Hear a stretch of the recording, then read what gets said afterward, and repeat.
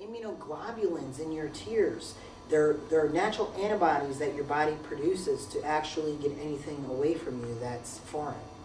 So we need to naturally tear, and there's a difference in tears physiologically and emotionally, but they're still both very, very essential to the body. Urination, can't pee, big problem. Is that can affect your blood volume, your blood pressure, toxins in your body, that are not able to release. These two are the big ones. Well, all of them are very important. But, okay, this one I love. You're not able to take a bowel movement. Okay? I have a patient right now, he's in his 20s. The medical doctor told him it's okay that he doesn't have a bowel movement every 4 days. Just as long as it's not, severe diarrhea when he does have it every 4 days. I said very calmly, well, I have to disagree with that. Because we eat 3 times a day. We should poop 3 times a day. Chinese medicine says we should have 2 to 3 this size bowel movement, the size of your forearm a day.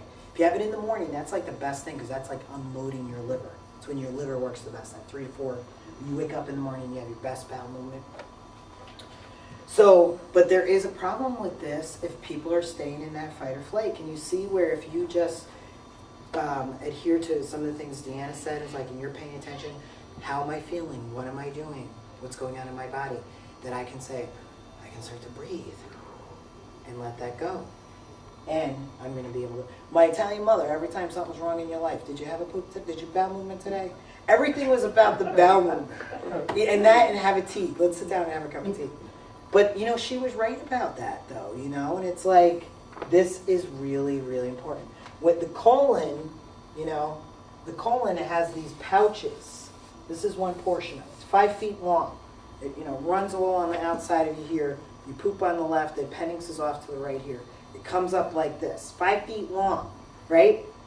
That's a lot of poop that gets impacted. Then what happens, not pooping, right? This is just tissue. I'm going to make an out pocket in here so I can put my poop over here. Now I got a diverticula. Now I have diverticulosis because it's so inflamed. Diverticulosis is a condition of a diverticula. The diverticula is an outpocketing of the colon that's impacted with fecal matter. Diverticulitis is inflammation of that. Well, yeah, there's 50 million kinds of bacteria in the colon. Is there going to be a problem with, then they're going to have to go. I have this friend that is a nurse in the operating room, and he said most of our cases are related to the colon. This person was so impacted and had constipation that you have to be put in this upside down position with the butt in the air, and they do different size probes. And the surgeon's around, and everyone's in a mask. Pull out the smaller one, put it in, pull it out.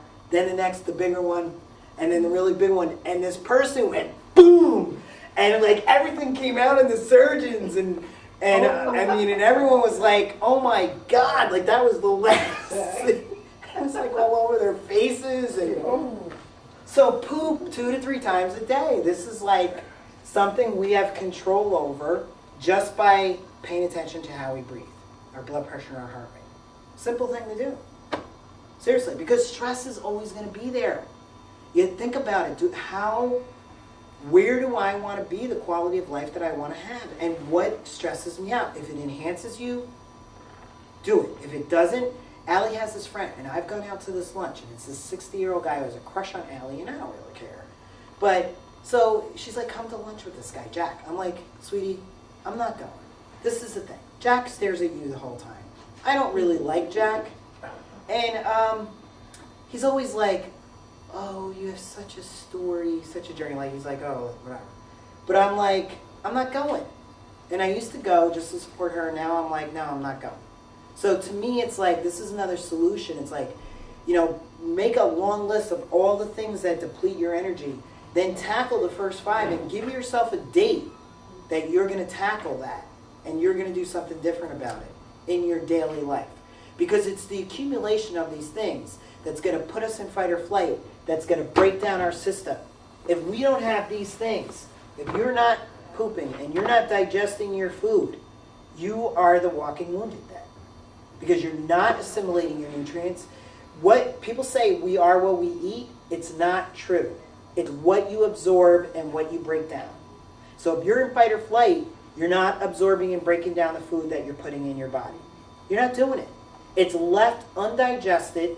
There's these large particles of proteins that rip through your intestines and go to other tissues of the body. That's why people have joint pain. That's why they're achy and stiff. I'm not achy and stiff. People are like, they're in their 40s. I'm like, I'm so old, blah, blah, blah. I'm like, I don't have pain. Why don't I have pain? Because you pay attention to how you're feeling. If something is depleting you, I still love pasta. And I'd feel so deprived if I wasn't eating my pasta. And then, after a while, and I have to bang my head against the wall several times, but it's like, I don't want to waste any part of my day. I don't want to feel like that. Question. Yeah. Okay, so when you're saying that how we're not able to absorb our food, so, I mean, what if like you're eating the right kind of food, the right combination of food, if you have that stress, that can also prevent that food from absorbing correctly? Yeah, because if you have that stress, like I said, this shuts down. This is not working. This is not working. Once you're in fight or flight, it shuts down your digestion. You stay in it, you might be partially digesting it, but you're not getting the full deal from your meal. What about when you take these supplements? Does that have the same effect as well? As far as? So, I mean, like digesting helping you food. digest your Yeah, food? so if I'm taking supplements. It's a really good question. If I'm under stress, if that supplement is going to be sitting there in my body and not going through the process of helping me? I love that question. There's two things to that. If you're in the fight or flight, yeah. I mean, you're not going to be utilizing those supplements. Second, there's 50 million types of vitamins that are out there that are called crystalline and, God, there's so many different names to them. They call them natural. Everything is natural on the planet. Like if it's, if it's on the planet, it's natural. So there's part that will stress you if you're taking a supplement, like standard process that I use is the whole food supplement. So that's going to enhance your body. Your body doesn't have to figure out, oh, what is this? I'm going to start pulling from other things. That's going to cause stress. So two different parts of that question is that if it's a fake thing that the person is taking and they, whatever's in it, a lot of vitamins you get from like GNC, the B's are from coal tar, petroleum. So is that going to stress your system? Yes. So it can stress your system by taking the inappropriate supplement. Also, if you're already in that fight or flight, it's going to stress your system. So both, does that make sense? Both things, it's just coming at it from different angles. Okay?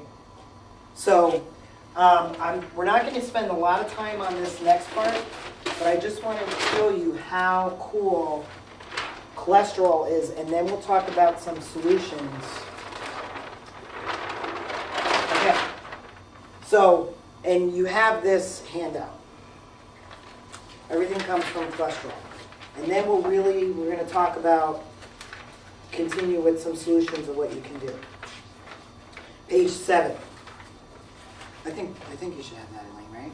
Do you? Does everyone have that? Okay.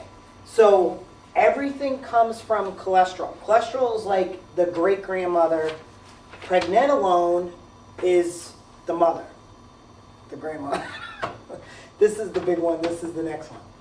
You can't make all your sex hormones and all your adrenal gland hormones without cholesterol.